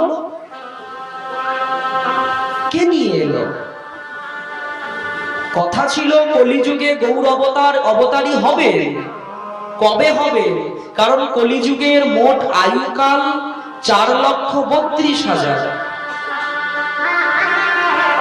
কলিযুগের আয়ুকাল 4,32,000। এর মধ্যে গৌর অবতারই হবে, আসবে। কিন্তু কবে আসবে, কতদিনে আসবে, এ কথা উল্লেখ ছিল না। কি দেখা গেল জানো? 4,32,000 আয়ু হলেও কলির প্রথম চরণ চলছে, বেশি দিন হয়নি, 5-5.5 বছর এরকম হবে। তাতেই কলিযুগ যে পরিমাণ প্রভাব দেখাতে আরম্ভ করেছে ভক্তগণ, ভাবতে হবে আগত দিনগুলোতে কি হতে পারে।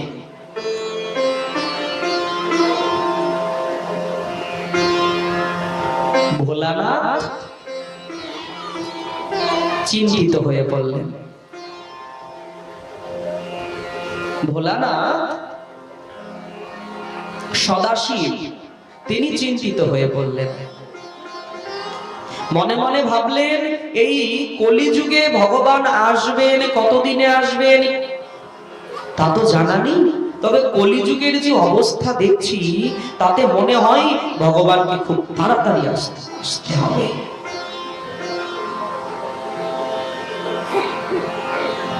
ভোলানাথ কি করলো জানো? তপস্যায় বসে গেলেন। সদাশিব তপস্যায় বসলেন। কতদিন তপস্যা করেছিল জানো? 700 বছর। কত বললাম ভক্তগণ? 700।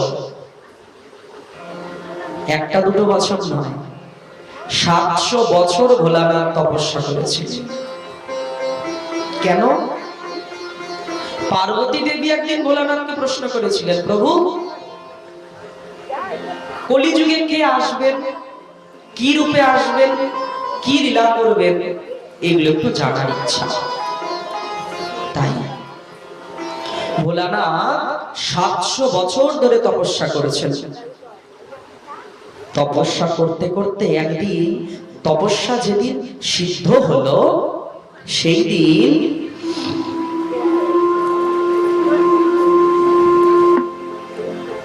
ভগবান প্রকট হয়ে গেলেন। এত কহি সদাশিব সদানন্দ চিতে, কারণ সমুদ্র তটে হইল উপনীতে। সমুদ্র তটে তপস্যা করলেন। তপস্যায় প্রসন্ন হয়ে ভগবান প্রকট হয়ে বললেন কি, শুনো শুনো মহাবিষ্ণু, তুমি এই মূর্তিতে প্রকট হও আগে নাবার গর্ভেতে। পাছে মই অবতীর্ণ হইব নদিয়ায়, শচী জগন্নাথ ঘরে দেখাবায় আমায়। বলরাম আদি কোটি ভক্ত গণ, জগৎ উদ্ধারিবে সবে লোভিবে জনম। শোনো ভোলানাথ, তুমি আগে যাও, মহাবিষ্ণুর রূপ তোমাকে আমি দিলাম। মহাবিষ্ণু কাকে বলে? ভোলানাথ মহাবিষ্ণু অবতারে কলিযুগ অদ্বৈত প্রভু। যখনই এই প্রভুর বার্তা শুনে ধ্যান ভঙ্গ হলে ভোলানাথ নিজেকে আর চিনতে পারছে না। অবাক দৃশ্য। আমরা সকলে জানি ভোলানাথের মাথায় একটা বড় জটা থাকে, জটাতে আবার রুদ্রাক্ষ আদি গঙ্গা দেবীকে বাঁধা আছে, তার গলায় রুদ্রাক্ষ মালা আছে, নাগ আছে, সর্ব শরীরে ছাই ভস্ম মাখানো আছে।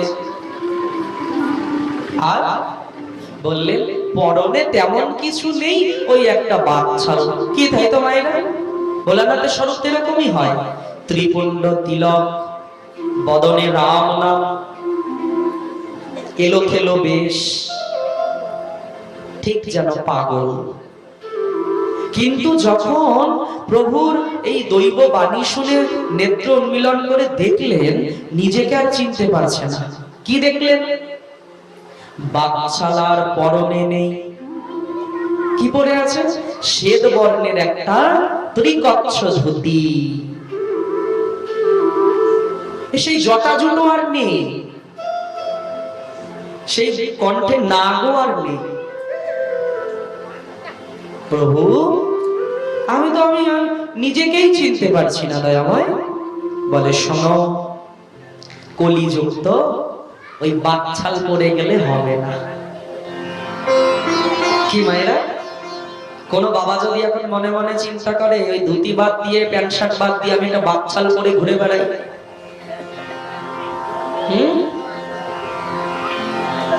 তবে বাকছালে এর থেকে বুঝি বাকছাল অনেক ভালো। এখন যা বাজারে প্যান্ট শার্ট বেরিয়েছে তার থেকে বুঝি বাকছাল অনেক সম্মানীয়। বলে এখনকার আমাদের দাদা ভাইয়েরা সব হাজার হাজার টাকা দিয়ে বলে ছেঁড়া ফাটা প্যান্ট শার্ট কিনে নিয়ে আসে। আমার একদিন কৌতূহল হয়েছিল যে আমার মনে হয় প্রথম প্রথম যখন বেরোলো না, তা আমি মনে মনে ভাবলাম এগুলো বুঝি ফেলে দেওয়া। ফেলে দেয় তো ফেলে দেয় তো কি করবে, ওই বাইরের কাজ কাজ করবে বলে পরে ঘুরে বেড়ায়। দেখি না, বিয়ে বাড়ি, অন্নপ্রাশন, বড় বড় অনুষ্ঠান, মেলা, বড় বড় ভালো ভালো জায়গাতেই ওইগুলো পড়ে যায়। যদি ফেলে দেওয়াই হবে তাহলে ভালো জায়গায় এগুলো পড়ে কেন? মনে প্রশ্ন জাগার পর জিনিসটাকে একটু খুঁজলাম, কি পেলাম জানেন? আচম্বিত হলাম। বলছি এমনি সাধারণ প্যান্ট শার্টের যে দাম তার থেকে নাকি দ্বিগুণ দাম ওই ফাটা প্যান্ট। নাম দিয়েছে ফাটা প্যান্ট, তো না, ওটাকে আবার ইংলিশে বলে ড্যামেজ প্যান্ট। প্রেমসে বলো, বলে ছেঁড়া বললে কেমন শোনা যায়, ওটাকে একটু মডিফাই করে সুন্দর অলংকার দিয়ে সাজিয়ে গুছিয়ে কি ড্যামেজ প্যান্ট। বলো রাধা রানী কি, দুঃখিত ভগবান। শোনো, ওই বাকছাল পরে তুমি কলিযুগে যাবে, কে টান দিয়ে নিয়ে খুলে যাবে? হবে না। তোমার গলায় যদি ওই রকম সাপ থাকে, ওই সাপ নিয়ে তুমি কি প্রচার করবে? তোমার ধারে কাছেই তো কেউ আসবে না। শোনো, তোমাকে আমি শান্ত শ্যামল রূপ দিলাম, অর্থাৎ আমি নিজে তোমার শরীরে প্রবেশ করলাম। প্রেম সে বলো। সদাশিব এখন থেকে মহাবিষ্ণু হলেন 1357 শতাব্দে বাংলার লাউর গ্রামে। তখন ডুবে দেখেছো বড় খাতা, এই খাতায় যে ভক্তদের নাম রয়েছে, ডুবে দেখেছো বড় খাতা, ডুবে দেখেছো বড় খাতা, ডুবে দেখেছো বড় খাতা, এই খাতায় যে ভক্তদের নাম রয়েছে না, এরা সবাই আমাকে মনে করে। আর নারদ, যে খাতাটা তুমি এখন দেখলে না, এদের যে এই যে দুটো নাম তুমি দেখলে না, এরা যদি আমাকে মনে করতে ভুলেও যায় না, আমি ভুলি না। এরা আমার হৃদয়ে জুড়ে থাকে। এরা যদি কখনো ভুলেও যায়, আমার দায়িত্ব, তাই এদেরকে আমি না আমার হৃদয়ে মাঝে স্থান দিয়েছি। নারদ,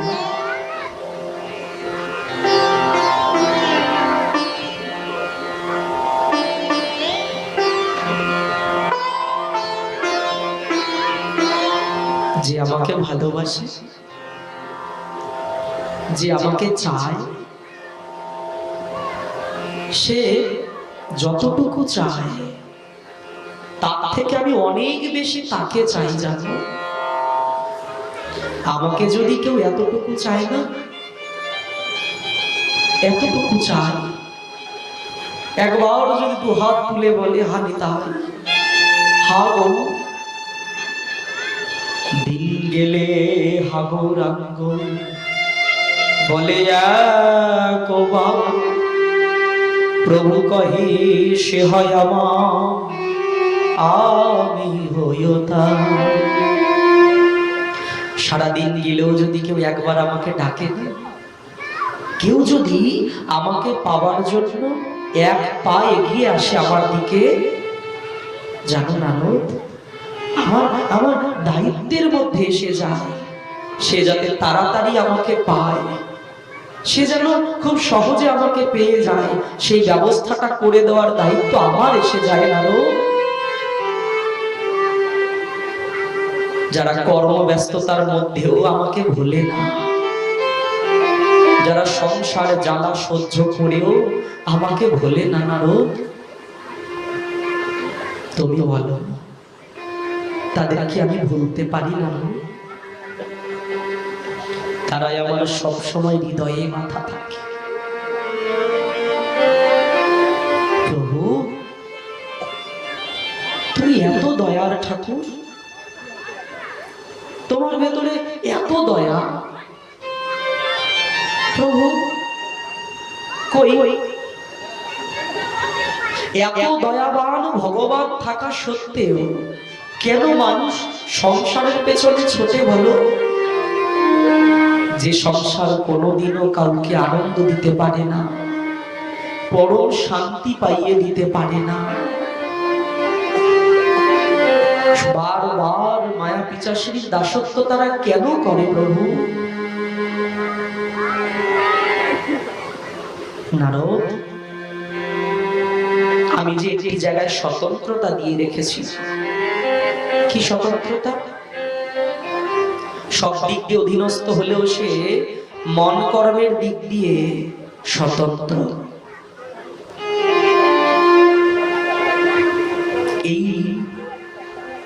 এই প্রকার কলিহত জীবকে প্রেম দান করবে বলেই গৌরহরি ছুটে এলো, নিতাই চাঁদ ছুটে এলো।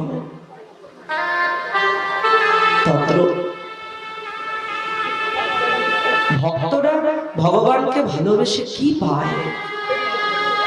ওই রাধা প্রেম কেমন, কি তার আস্বাদন? রাধা প্রেম কিরকম আস্বাদন দিতে পারে আমাকে বুঝতে হবে। তারা আমার এই রূপ মাধুর্য দেখে কেন ভুলে যায়? কি আছে আমার এই রূপ মাধুর্যতার মধ্যে, এটাও আমাকে জানতে হবে। আর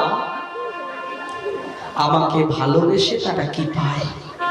কি এমন পেল আমাকে তারা ভালোবেসে? আমাকে ভালোবেসে তারা সর্বহারা ভিখারি হতেও রাজি থাকে।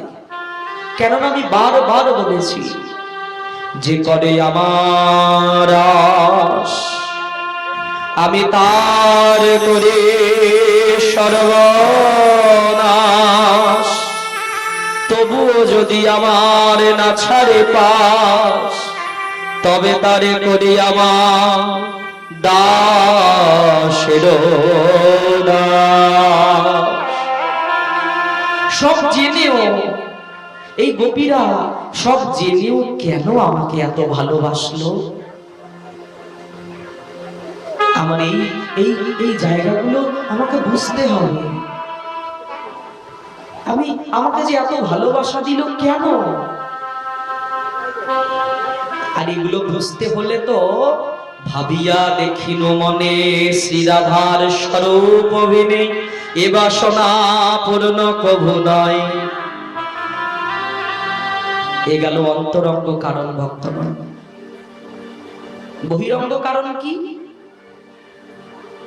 অনর্পিত চরিচিরাত করুণায় অবতীর্ণ কল সমর্পয়ত উজ্জ্বল রসম সভক্তিশয়ম হরি পুরট সুন্দর দুতি কদম্ব সন্দীপিত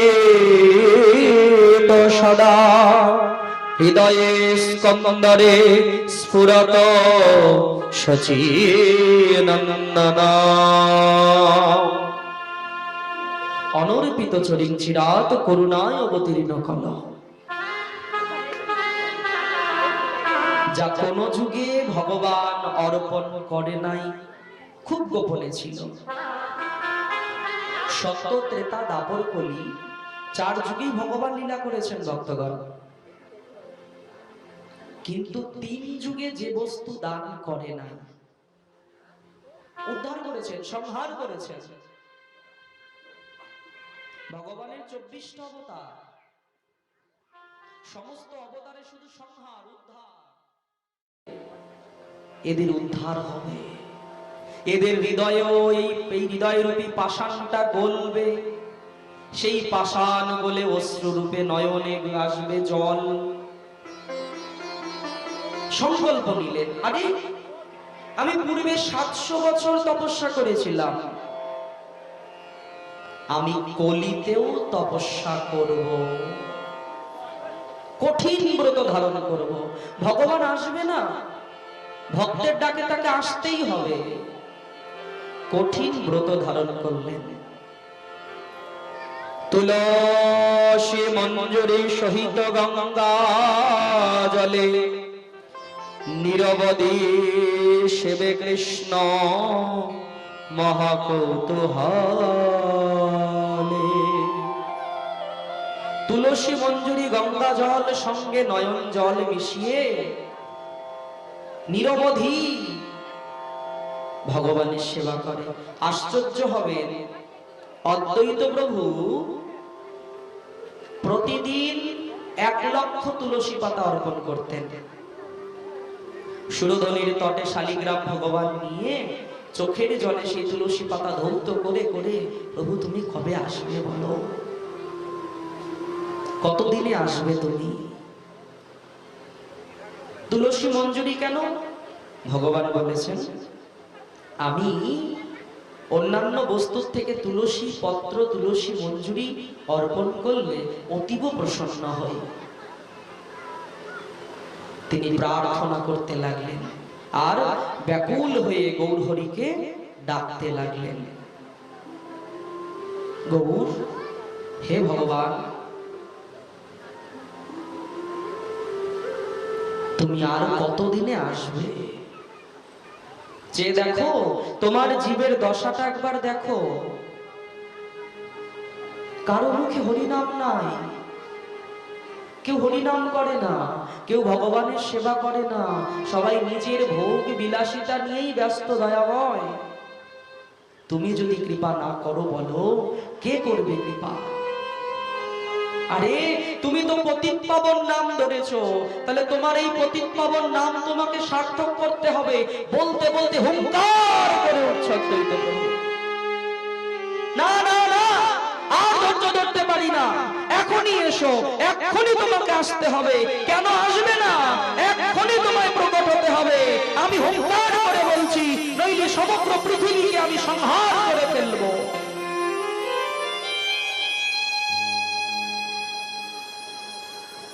বলতে বলতে কখনো কখনো ভোলানাথ তো সংহার কর্তা, সেইভাবে ভাবাবিষ্ট হয়ে পড়তেন। প্রভু আর শান্ত হয়ে গিয়ে বলতো, নাথ, তোমার কি ভক্তের হৃদয়ে দেখে একবারও মনে হয় না? একবারও কি তোমার মনে হয় না আমি যাই? আসো না দয়াময়, একবার এসে হৃদয়ে বসো না প্রভু, এসো। ভজন ত্যাগ করে দিলেন, তুমি আসবে না তো, তুমি আসবে না, এই আমি সংকল্প করলাম, আমি কিচ্ছু ভোজন করব না যতদিন তুমি না আসবে, যতদিন তুমি এই কলিহত জীবকে কৃপা না করবে। আমি সংকল্পবদ্ধ হলাম, আমি আহার নিদ্রা পরিত্যাগ করলাম। এখনো তুমি আসবে না? তোমার আরেক নাম দয়াময়, তোমার কি দয়া হচ্ছে না দয়াময়? দেখো, নিজের জন্য নয়, ভক্তের স্বভাব কিরকম, নিজের জন্য চাইছে না, জীবের পরিস্থিতি দশা দেখে বারবার অদ্বৈত প্রভু হুঙ্কার করে উঠছে। এমন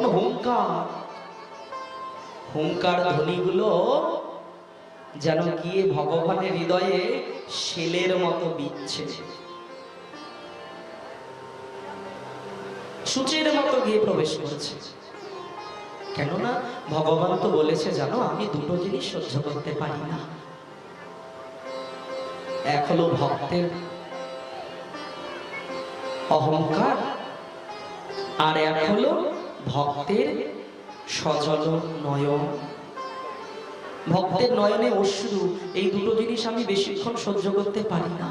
আমার সিংহাসনকে টলিয়ে দেয়। আমি যে আসনে বসে থাকি সে আসন নড়ে যায় যদি কোনো ভক্ত সজল নয়নে না, একবার দেখা দাও না, একবার কৃপা করো দয়াময়, দেখো না প্রভু, তুমি ছাড়া কি আছে আমার, বলো না। দেখ দেখ দেখো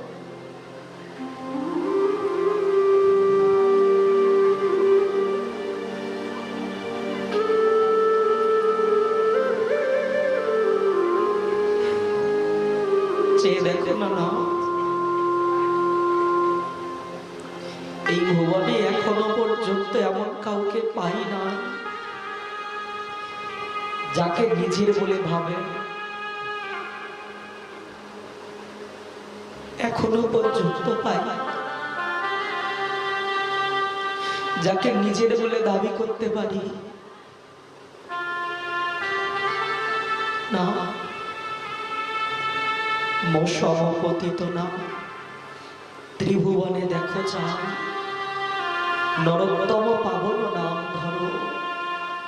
যদি করি অপরাধ তথাপিও তবে না, সেবা দিয়া করো অঞ্চল। প্রভু, স্বামী যেমন স্ত্রীর শত ভুল ক্ষমা করেও দেয়, তুমিও তো না। আমি শত নয় হাজার হাজার ভুল করতে পারি জীবনে, প্রভু তুমি কি আমায় ক্ষমা করবে না? না। আচ্ছা আচ্ছা, তুমি যদি ক্ষমা না করো কার কাছে যাবো বলো না? কি আছে এমন, কি আছে এমন যার কাছে গিয়ে আমি দাঁড়াতে পারবো, আমার হৃদয়ের সমস্ত ঠাসা কথাগুলো জানাতে পারবো? তুমি কেবল আমার না। এসো না দয়াময়, এসো এসো। অদ্বৈত প্রভু বলতে লাগলেন, এসো এসো রাধেশ্যাম। অদ্বৈত প্রভু সজল নয়নে গাইছেন, এসো এসো নবদ্বীপ রায়,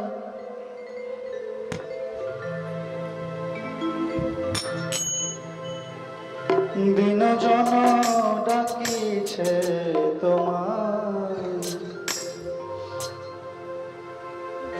এসো এসো নবদ্বীপ রায়, বিনজনে ডাকিছে তোমায়।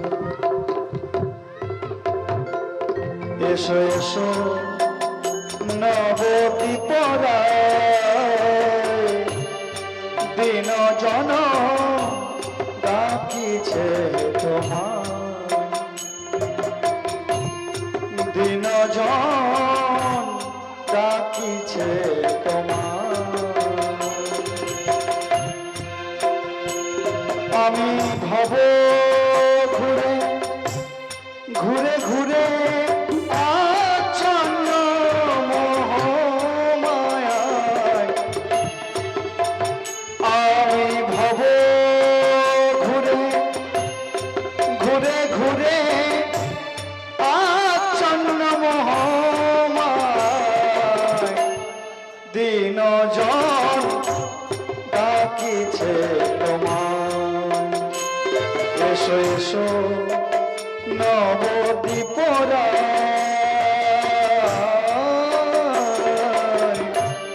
দিনজন ডাকিছে তোমায়।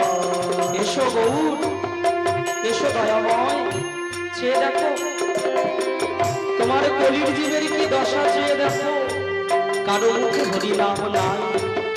এসো না, ছুটি আসো আসো।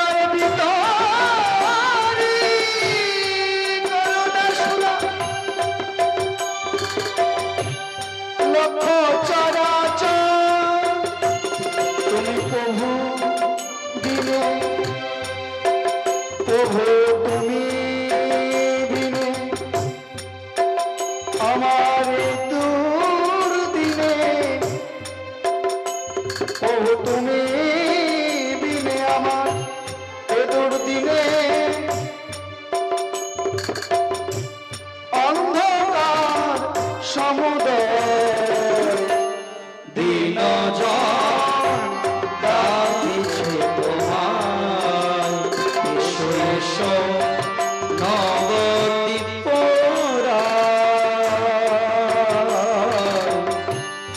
দিন জন ডাকে হে তোমায়, এসো এসো নবদ্বীপরা দিন ডাকিছে তোমার।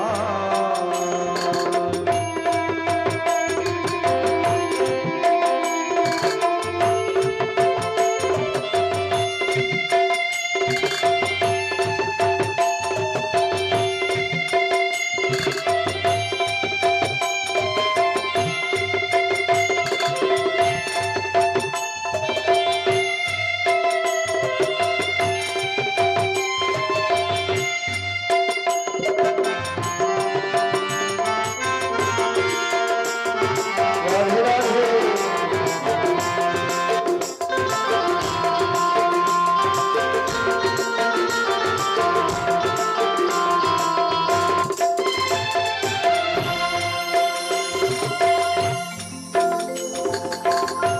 নিতাই গুণধর কোথায় প্রাণ গদাধর,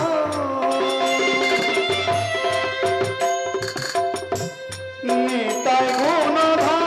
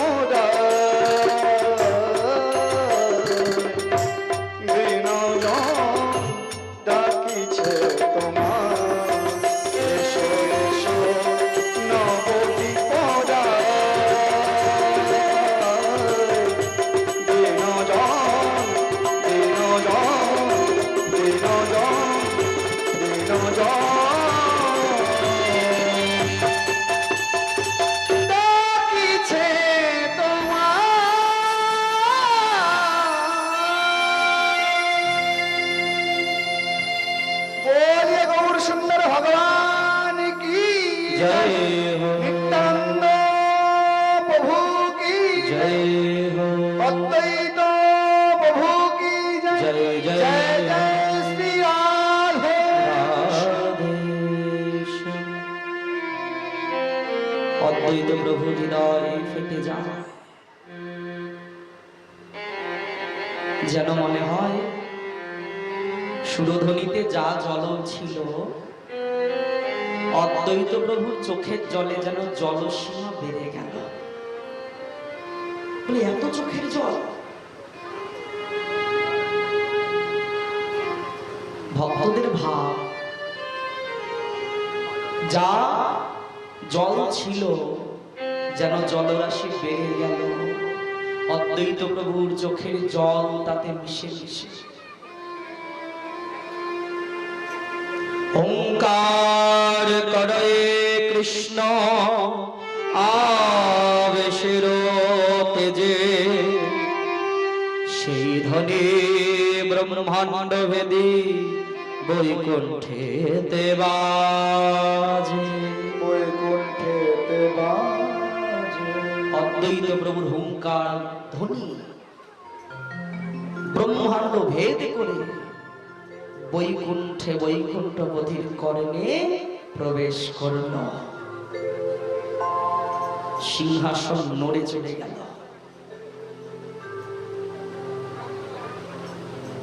সিংহাসন কাঁপতে লাগলো। কেন? ভক্তদের আহ্বানে, ভক্তের চোখের জলে। ভক্তের চোখের জল দেখে সহ্য করতে না পেরে ভগবান ধীরে ধীরে সিদ্ধান্তের দিকে যাচ্ছেন তিনি আসবেন বলে।